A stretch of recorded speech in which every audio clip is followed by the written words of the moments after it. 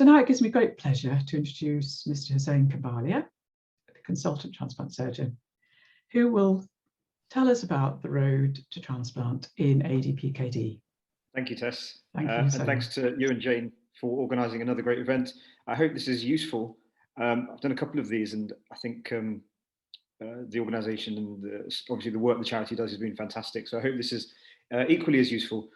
So as Tess said, I'm going to be talking to you about the road to transplant, and then I'm going to come back slightly later and talk about specifically the aspects of live donation. Can you see that? I've just started sharing the screen. Yes. Yep, great. Okay. So I think it's important to understand that without seeing you face to face, I assume that there's a huge variety in people experienced with ADPKD and transplant and dialysis in the audience. So this part of the morning and the talk is really to get people up to the same point. So you may be very early in your journey and only newly diagnosed with ADPKD. So this starts from the very beginning, what it is, the problems it can cause, and eventually, if and when you get to needing a transplant, taking you through that process. Okay, and I'll then hand over to my colleague, to my other colleagues to talk you through what happens from that point onwards, and then I'll come back and talk about transplant. So it's a sort of chronological day of talks, I guess, that Jane has organised. Okay, so what is ADPKD? Well, it's a genetic condition. So you pick it up from, it's hereditary, okay, so it's from birth, and it leads to large cystic kidneys. And if you look at this picture of kidneys, the one on the left is a normal kidney, and that's probably the size of your fist. If you clench your fist up, a normal kidney is about the size of your fist, maybe slightly bigger. And a polycystic kidney is where cysts, which are fluid-filled cavities, overtake the kidney and take up a lot of the normal architecture, and causing the kidney to increase in size. And these cysts can become very, very large, and the kidneys themselves can become very, very large as well. You can get kidneys that are well over 30 centimeters long. And if you think of normal kidneys, about 10 centimeters, so it gets to 3, sometimes 4 times the size of a normal kidney. So this has its own problems of itself, but the disease as well is not just related to the kidneys and can cause problems with other systems. In the UK and really in the Western world, it's the 5th most common cause of end-stage renal failure, so it really is significant. And as I said, it's commonly inherited. It's really a primary mutation, so it's very rare, but it can happen where it's not known about in the family and people haven't had it before, but it can happen. So as I've said, that it can cause a lot of other problems, and those can be divided into renal, so those related to the kidneys, or those unrelated to the kidneys. And as you can imagine, as the kidney gets bigger and the cysts get bigger, it can cause pain. And occasionally those cysts can rupture, and that can lead to further pain, where they release the fluid, and that can cause further pain. Because the architecture of the kidney is abnormal, it predisposes it to water infections or urinary tract infections. So patients can often develop recurrent water infections. You can get bleeding into cysts, and again, that normally presents with pain, where a small blood vessel around that kidney has just burst into the cyst. It doesn't normally cause too many problems in terms of huge amounts of blood loss, but it does cause pain for obvious reasons. The cysts themselves, again, because they're abnormal, they predispose to water infections, the cysts can get infected. And that normally leads to pain, tenderness over the kidney, rise in temperature and fever. And patients often get admitted to hospital with infected cysts. And that would be diagnosed with an ultrasound scan or a CT scan and some blood tests, and treated either with oral antibiotics or antibiotics that go into the vein, depending on how serious it is. Again, because the architecture is normal, it predisposes to stone formation. So you get kidney stones that can cause severe pain and bleeding when you pass water. And then in the long term, it can lead to kidney failure. And of course, that's when we're talking about the road to transplant. Okay. In addition, it can cause pressure symptoms. And I'm sure you can imagine that if your kidney is normally meant to be 10, 11 centimeters, and your tummy is designed for that, once the kidney starts to get bigger, then it can cause problems of itself. And if you've got two kidneys that are 30 centimeters big, it takes up so much space in the tummy that sometimes it can lead to other problems, such as just a very, very big pendulous tummy that some people describe as a pregnant abdomen or a pregnant tummy. It can lead to stretching of the muscles and the connective tissues that can cause hernias. And it can sometimes cause problems with nutrition because there's just not enough space to eat and drink and to fill your stomach with enough food. So people often find that despite the fact that they've got very, very big kidneys, they're often quite heavy, you're losing weight and you're losing muscle mass because you just can't get enough nutrition into you. So then there's everything else. Anybody with end-stage renal failure really is susceptible to high blood pressure. I've said you can get abdominal bloating or discomfort just because it becomes incredibly uncomfortable having these very, very big masses within your tummy. The disease itself is a condition of, it can cause problems with connective tissue. And some of the connective tissues can be in your blood vessels. So patients with ADPKD can present with brain aneurysms, with hernias, which are essentially weaknesses in the lining of your tummy. Again, the connective tissues in your heart may become abnormal, and the connective tissue within your bowel is slightly weaker as well. So diverticulosis is an abnormal outpouching of the bowel, and that in itself is fairly common in the general population. But if it becomes painful, infected, or starts to bleed, it then obviously causes further problems. And patients with ADPKD are at high risk of diabetes. Okay, so it really is a multi-system problem. And because it's a multi-system problem, there isn't a cure as such. There isn't one mode of treatment. And we find patients are often treated by a number of different medical specialties. And as a transplant surgeon, we're probably one of the last people that you see. And most of these other issues are dealt with by the kidney specialists, sometimes heart specialists, but also the GPs play an important role, because if anyone that's been in contact with the NHS knows that as specialties, we're not very good at talking to each other all the time, but we will send everything to your GP, and your GP really coordinates everything and picks everything up from an early stage. So of course, blood pressure needs dealing with, and this is one of the most straightforward and easiest things to deal with. There are specific medications now and that help with stopping progression of cysts and cyst formation, something called tolvaptan, which is relatively new. It's not something that we're going to talk about today, but most nephrologists will talk to you about it if and when that becomes relevant. Keeping well hydrated. It's a very simple thing to do, but just drinking enough fluid to keep your urinary system flushed out and avoid infections. Stopping smoking is one of the most important things that anybody can do to help their health, especially with kidney disease, because smoking damages the similar parts of your system as having high blood pressure and kidney disease. So if you're able to stop smoking, you're reducing your risk factors there. Exercise, because putting your body through kidney disease, dialysis, and surgery, we'd say is a bit like going on a 10-kilometer run or a marathon, and you need to prepare for that. So exercising helps you prepare for that, helps your heart and lungs prepare. It is associated with diabetes, and of course, just because you've got ADPKD doesn't mean you can't get other diseases. So we do need to deal with those other illnesses if that's the case. And your diet. So diet, we'd obviously say be eating a healthy mixed diet, but then if and when you develop renal failure, then there's renal specific diets that you'll be educated on if that happens. So it's really a multi-system approach. There won't be one person that will be able to deal with everything. So the progression to renal failure can take years, and most patients with polycystic kidney disease are aware that they've got it from a very young age. And the progression to renal failure and the need to transplant will often take many, many years. And this is really how we define the different stages of renal failure. What we don't want is to pick it up at stage 5 on the right, where you've had no warning and no preparation, and there's been no chance to optimize you.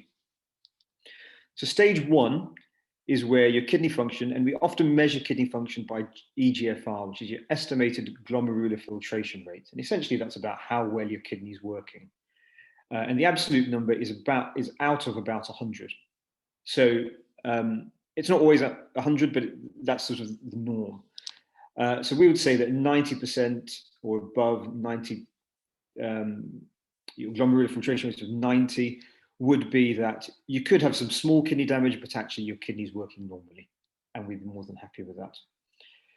And then you get to between 60 and 90%, and obviously you're losing a bit of kidney function, but stage 2 would be you could live a perfectly normal, healthy life, and your kidney would continue to work. At stage 3, that's when the loss in kidney function becomes significant. And at stage 4, we'd say you're pre-dialysis. So between about 15 and 30, we should be then working you up towards dialysis, but hopefully actually transplant. Our aim would be, and the aim nationally, is to transplant as many people before they need dialysis as possible. And the best way to do that, because it's predictable and we can plan it, is live donation. Okay, we can't put anybody on the transplant list if their GFR is above 15, and that's national guidance. It's not centre-specific guidance, but between about 15 and 30, then we should be planning for that. And then as soon as the GFR comes down to less than 15, you're then eligible to be either listed on the National Deceased Donor Waiting List or have a live donor transplant. There we go. Okay, so there's 2 types of dialysis, and again, this is the only slide on dialysis. I think it's important to mention it because it's part of the work that transplant teams do, is preparing you for dialysis with your kidney doctors, and it is something that will be discussed with you, even if you don't require it, even if you never end up needing it. Okay, but there are 2 types of dialysis. One is peritoneal dialysis, where this plastic tube is put into your tummy, and that can be done either under local anaesthetic or general anaesthetic. And that's where the lining of your tummy acts as a barrier to the toxins. So you put fluid into your tummy, that fluid sucks out the toxins across that lining in your tummy, and then when you empty the fluid out, your body gets rid of the toxins. It's performed almost daily and can be performed at home. So lots of people prefer it because it avoids you having to come into hospital. You can do it overnight. People can work essentially normally with it, with peritoneal dialysis. So it can be very useful. As opposed to hemodialysis. Hemodialysis is performed via a fistula in the arm, and a fistula is where you have a procedure to join a vein to your artery, normally in the arm, such as in this case, where a vein from the arm has been joined to the artery, normally done with local anaesthetic. What happens is then extra blood goes into the vein, and that vein becomes slightly bigger. It has more blood going around it. So then for dialysis, we can pop bigger needles in, draw the blood out of the vein, clean the blood in a dialysis machine, and then put it back in. And that's one of the most common forms of dialysis. It's performed in hospital, normally 3 times a week, for about 4 hours at a time. Okay. So the benefits of transplant. The benefits are not the same for everybody, but there are significant benefits for the vast majority of people with end-stage kidney disease. It does, of course, improve quality of life compared to dialysis. Whether you're on CAPD or hemodialysis, there is a significant proportion of time that is required dealing with the dialysis, either being in hospital or at home. Even with hemodialysis, you can have it at home, but it does require that input, the infrastructure and the time to do it. It becomes very, very difficult to travel. Even to leave, go for a weekend away can become a huge issue, which needs planning and some infrastructure available. So it does limit people. It can limit how much you work. It can be very tiresome. Transplant resolves that and gives you hopefully a good, normal quality of life, especially compared to dialysis. In most people, but not everybody, would say there's an improved life expectancy. And the benefits of life expectancy get smaller the older the recipients get. So someone who is 25 having a transplant, we would expect to have a much longer life expectancy with transplant compared to dialysis.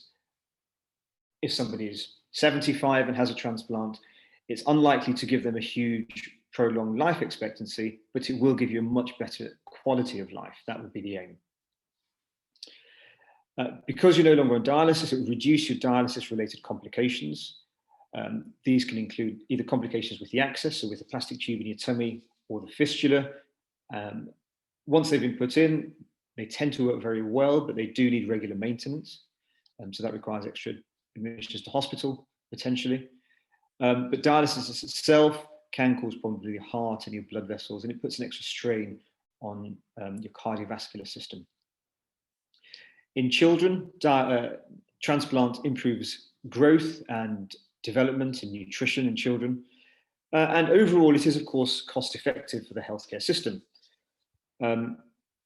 It's very, very expensive in the long term to have long-term dialysis, and it's far cheaper to be on transplant. So it's a huge benefit for the NHS. There are, of course, complications to transplantation. These will be discussed with you in far more detail if and when you get to that point. But I think it's important to mention these. Some of the most common complications are listed at the top. So there is a risk of bleeding. Thankfully, very few people have long-term problems because of bleeding, and it's normally dealt with either because it's very slight and it can be dealt with blood transfusions. Occasionally, people need to go back to theatre once you've had your transplant to have the bleeding stopped.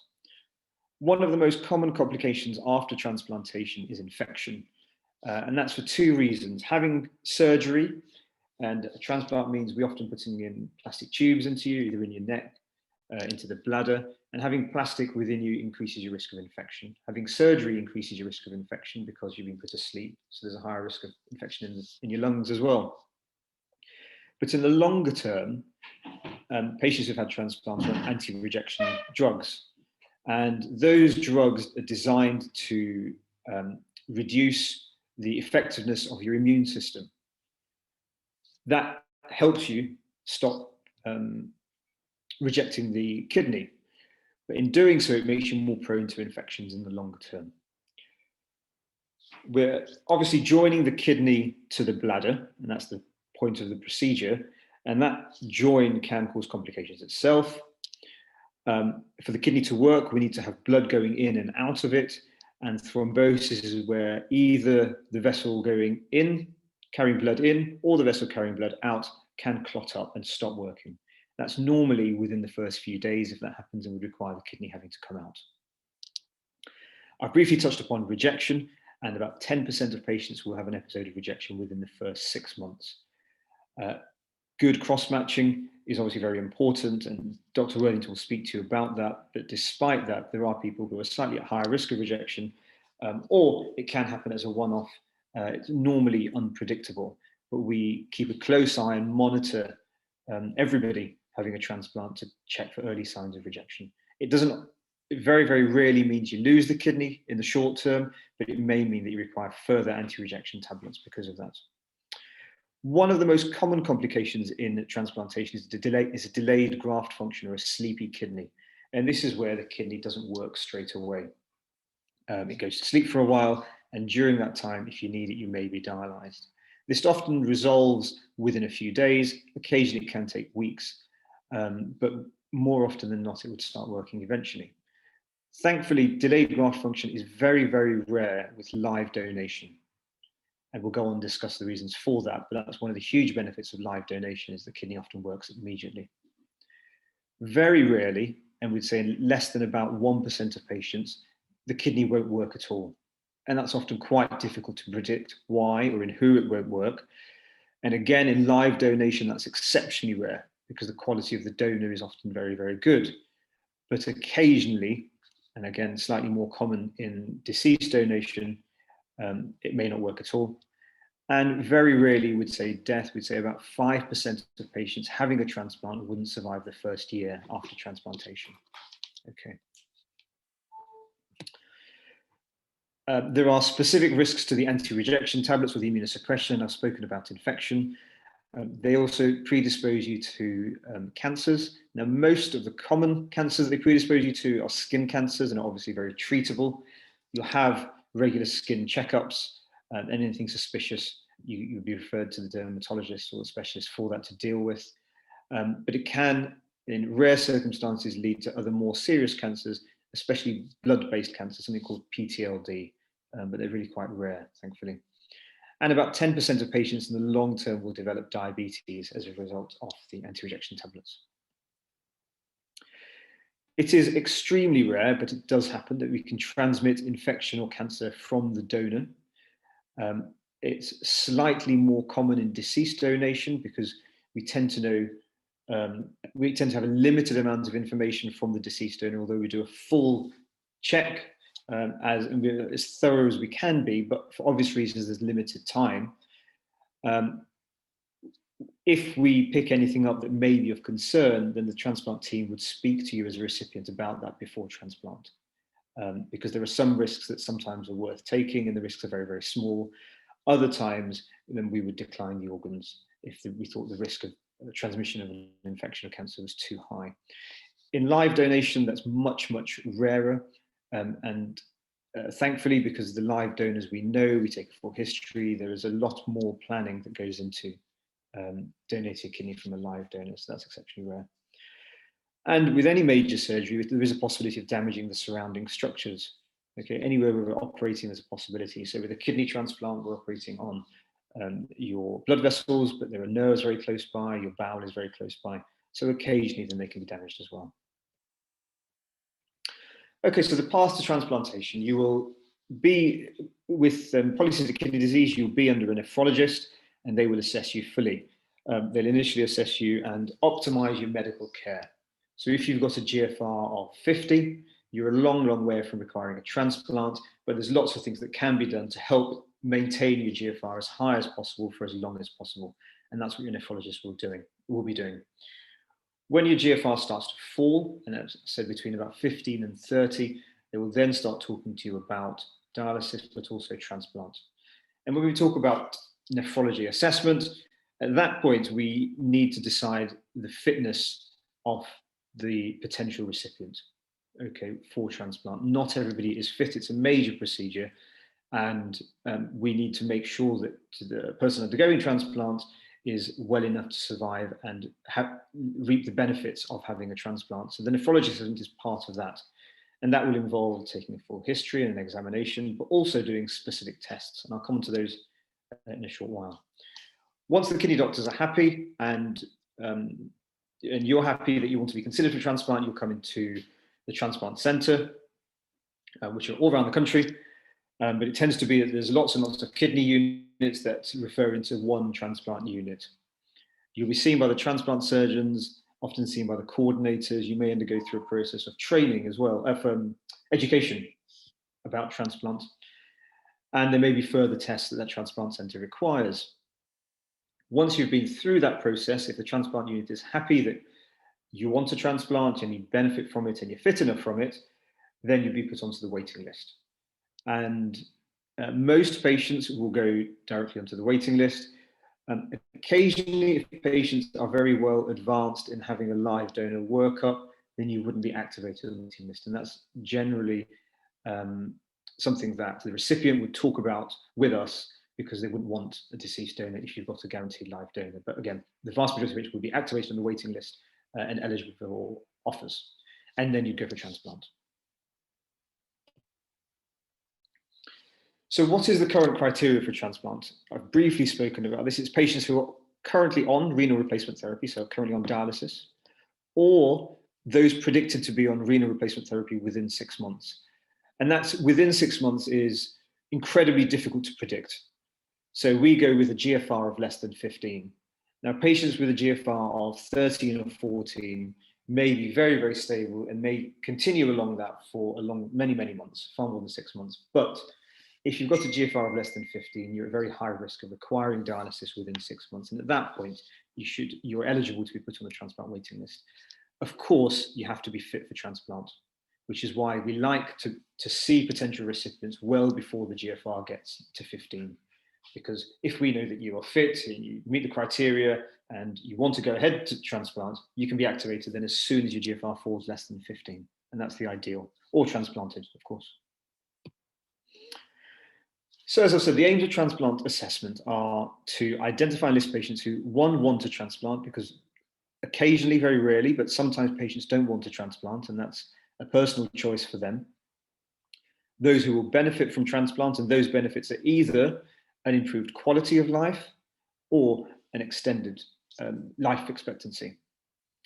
Those who fit the criteria for transplants, the criteria I've just discussed, and need to be able to survive the peri-transplant process. And of course, that sounds very obvious, but it can be very difficult in some patients to decide whether they're fit enough to survive the process.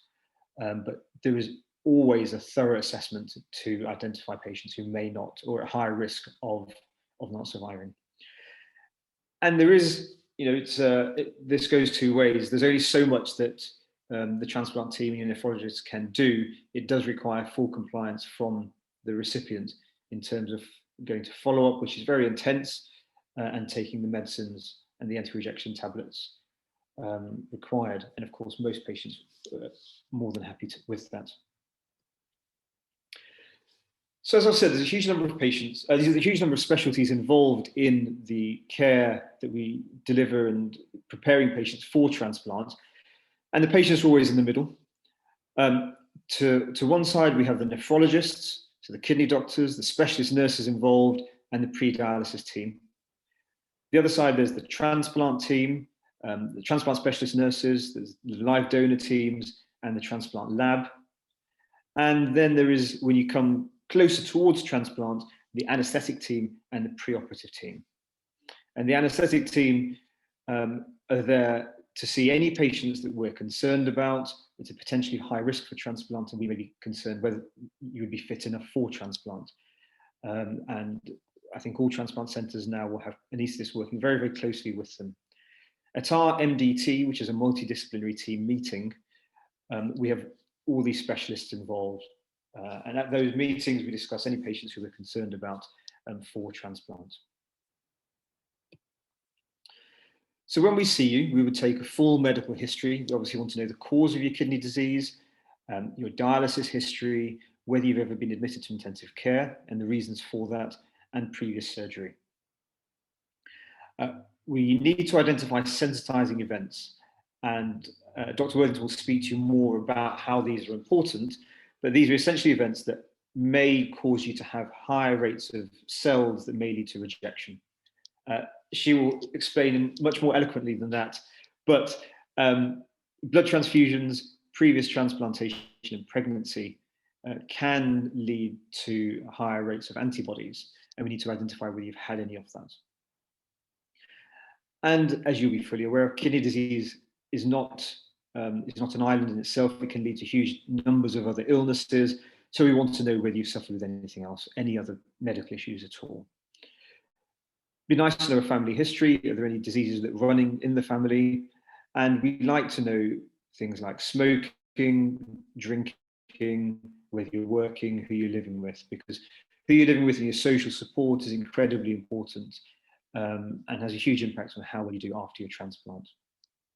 And of course, any medicines. Coagulation medicines are those that increase bleeding, but they stop clots forming. So if you've had things like heart attacks or stents or previous clots in your legs, you may be on medicines to help stop the blood clotting. If you're having major surgery, then that can increase your risk of bleeding. So we need to know about those so we can plan for them. We would do a full examination, and we are now, certainly in Manchester, seeing more and more patients virtually and assessing patients virtually. But if you have polycystic kidney disease, then we'd almost always ask you to come in for a shorter appointment to examine your tummies, because what we don't want to find on the day of transplant is something like this. And this is the right kidney, and this is the left kidney on a CT scan on somebody who's got very, very large polycystic kidneys. And if we examine you and we think your kidneys are very large, we'll ask for a CT scan. But what we want to look for specifically is whether there is space in your tummy to be able to transplant you and put a new kidney in. And in someone like this, there may not be space. Okay, so if you're being seen virtually for the initial history, if you've got polycystic kidney disease, it's likely that we'll ask you to come in just to assess your tummy. And if you haven't got space in your tummy because your kidneys are so large, we'll speak to you about having to take either one or both kidneys out prior to transplant to make sure there's space in your tummy for another kidney. We also want to look for any abnormal masses, anything that hasn't been picked up on previously. We want to check the blood supply to your legs, because the kidney, and I'll show you in my later talk, is the blood vessels that we use are those that go down to your legs. So we want to make sure that they're adequate and we can put a kidney onto them. And as I said, we need to check whether your kidneys need to be removed. We'll also examine your heart and your lungs to make sure there's nothing that's been missed. Okay. Once we've done that, we tend to repeat a lot of the investigations. We want blood tests specifically at the center. We'll ask for blood for cross-matching and for blood typing. And we may ask for imaging of the native kidneys, as I said, to assess space for transplant. In terms of assessing fitness for transplant, most of these will be done by the nephrologist. There'll be an ECG, which is an electrical reading of your heart, and comes out on a piece of paper that we can look at. There's a chest X-ray, which is an image of your heart and your lungs on a simple X-ray. And sometimes more detailed heart scans, things like an echo, which is an ultrasound scan, a jelly scan of your heart to see how well it's pumping.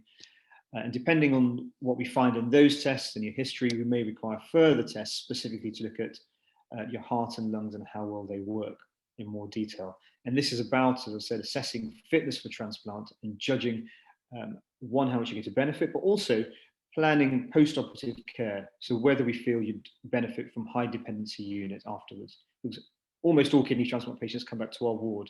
If we feel you do need higher care, then we can plan that with the results of these tests.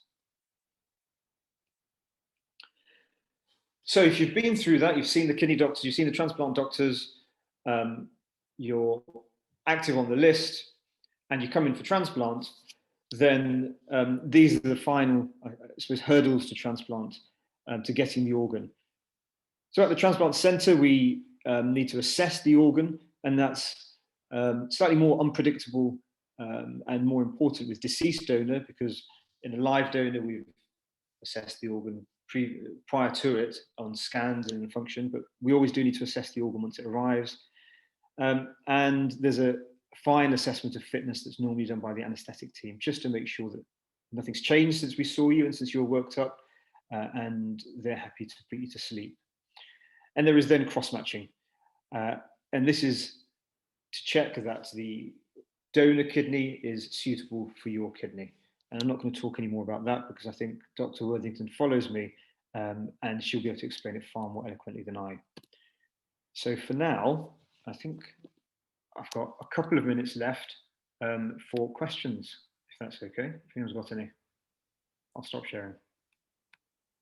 Yeah, does anybody have any questions for Hussein? I noticed there was a couple of people who had their hands up, but I'm wondering if anybody's got any questions, whether they want to pop them into the Q&A while we're lucky enough to have him here today.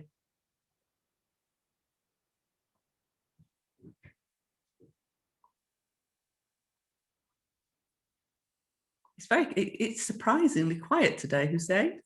It's always bizarre, isn't it, talking virtually, because you lose that interaction. So I do look forward to more face-to-face. But I think one's come up from Natasha. How many recipients experience complications?